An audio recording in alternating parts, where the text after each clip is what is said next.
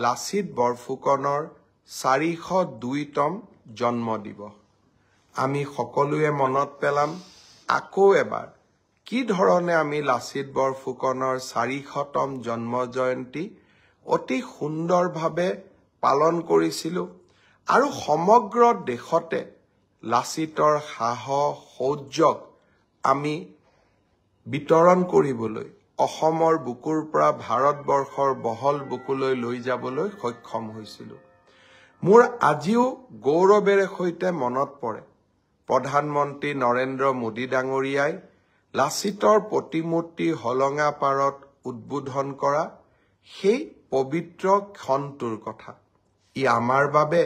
জাতীয় জীৱনৰ বাবে এক গৌৰৱৰ পল আছিল লাচিত আমাৰ সাহস লাচিত আমাৰ শৌৰ্য আৰু বীৰ্যৰ প্ৰতীক লাচিতে অসমীয়া জনতাৰ বীৰত্ব আৰু সাহসক প্ৰতিনিধিত্ব কৰে অহাকালি দিনটো পুনৰ এবাৰ মই অসমবাসী ৰাইজক লাচিত বৰফুকনৰ প্ৰতি শ্ৰদ্ধাঞ্জলি আগবঢ়াবলৈ আহ্বান জনাম আৰু যিসকলে পাৰে নিজৰ ফেচবুকত বা নিজৰ টুইটাৰ বা নিজৰ হোৱাটছআপত অহাকালি প্ৰফাইল পিকচাৰত লাচিত বৰফুকনৰ প্ৰফাইল পিকচাৰ ৰাখিব পাৰি নেকি তাৰ বিষয়ে চিন্তা চৰ্চা কৰিবলৈ মই সকলোকে আহ্বান জনালো লাচিত বৰফুকনৰ 402তম জন্ম দিৱস আমি সকলোৱে মনত পেলাম আকৌ এবাৰ কি ধৰণে আমি লাচিত বৰফুকনৰ 400তম জন্ম জয়ন্তী অতি সুন্দৰভাৱে পালন কৰিছিলো আৰু সমগ্ৰ দেশতে লাচিতৰ সাহস শৌৰ্যক আমি বিতৰণ কৰিবলৈ অসমৰ বুকুৰ পৰা ভাৰতবৰ্ষৰ বহল বুকুলৈ লৈ যাবলৈ সক্ষম হৈছিলো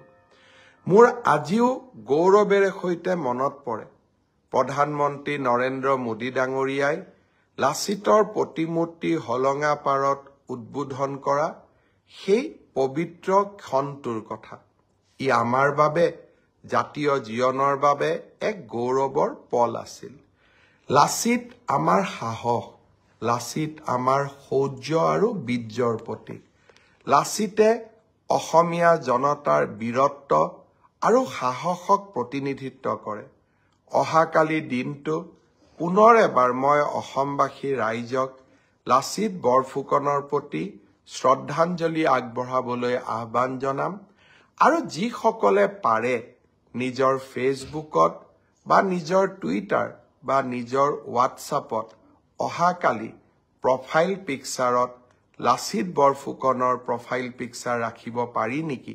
তাৰ বিষয়ে চিন্তা চৰ্চা কৰিবলৈ মই সকলোকে আহ্বান জনালো যিকোনো খবৰৰ বাবে যোগাযোগ কৰক 7099017330 অথবা 7099017390 নম্বৰত